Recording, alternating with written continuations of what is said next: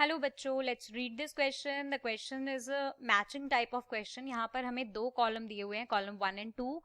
Column 1 में कुछ नाम दिए हुए हैं और उनसे रिलेटेड कॉलम 2 में कुछ पॉइंट्स हैं। हमें इनको रिलेटेड पॉइंट्स को मैच करना है और अकॉर्डिंगली ऑप्शन मार्क करना है कि कौन सा कोड ऑप्शन का करेक्टली मैच हो रहा है, राइट। तो बात कर लेते हैं सबसे पहले इस क्वेश्चन के की कॉन्सेप्ट की। तो बेसिकली ये की कॉन्सेप्ट है reproductive system in humans, right. So humans में जो रिप्रोडक्टिव सिस्टम है वहां से एक क्वेश्चन है मेल एंड फीमेल में। तो बात करते हैं सबसे पहले ए की। तो ए में हमें क्या दिया हुआ है? एक्रोजोम। तो देखो, जब मैं बात करती हूँ एक्रोजोम की तो मेरे माइंड में एक ऐसी सी इमेज बनती है,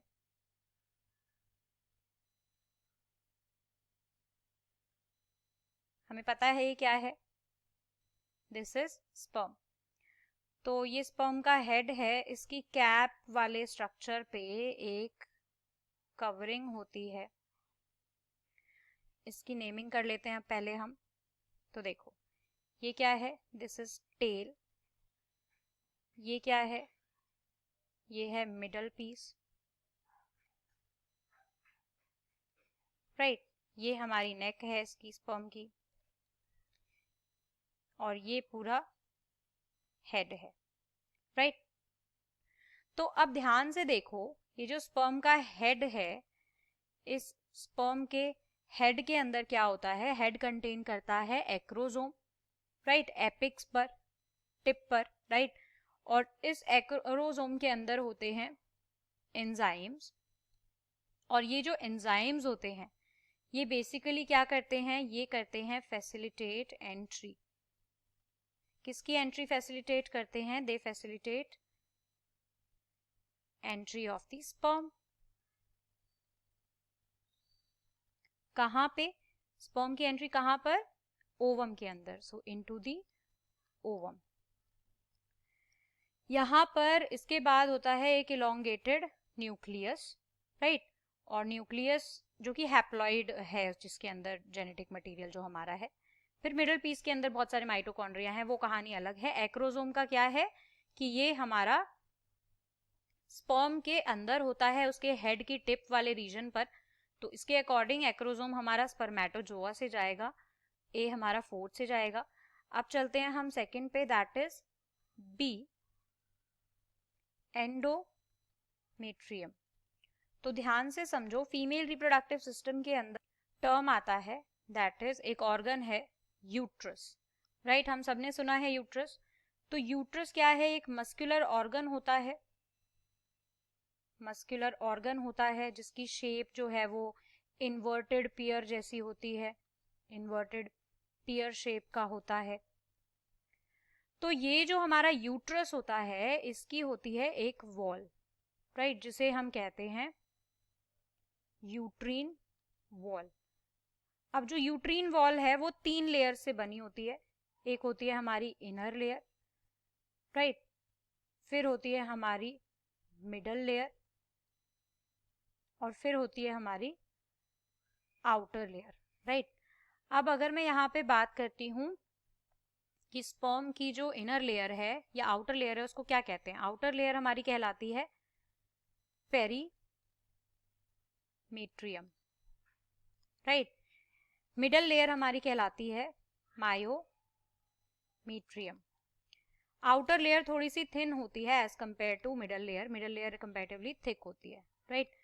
अब आते हैं इनर लेयर पे, जिसका नाम होता है एंडोमेट्रियम।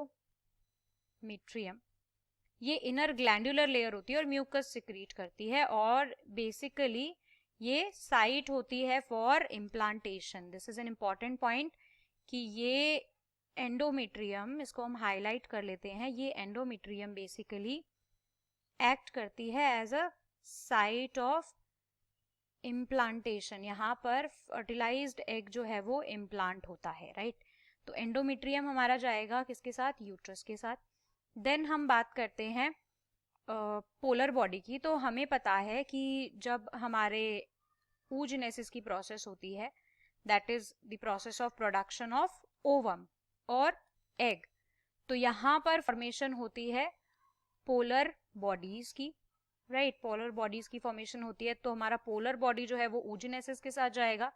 देन क्लाइटोरिस की बात अगर हम करते हैं तो फीमेल रिप्रोडक्टिव सिस्टम के अंदर फीमेल के एक्सटर्नल जेनिटेलिया को भी हमने पढ़ा है, एक्सटर्नल जेनिटेलिया, जिसको हम वल्वा भी कहते हैं। अब वल्वा के अंदर एक पार्ट होता है दैट इज क्लाइटोरिस। ये क्लाइटोरिस बेसिकली बहुत सेंसिटिव पार्ट होता है फीमेल रिप्रोडक्टिव सिस्टम का, जो कि वजाइनल ओपनिंग के जस्ट ऊपर होता है। तो इसकी लोकेशन क्या लिख सकते हैं, जस्ट अबव द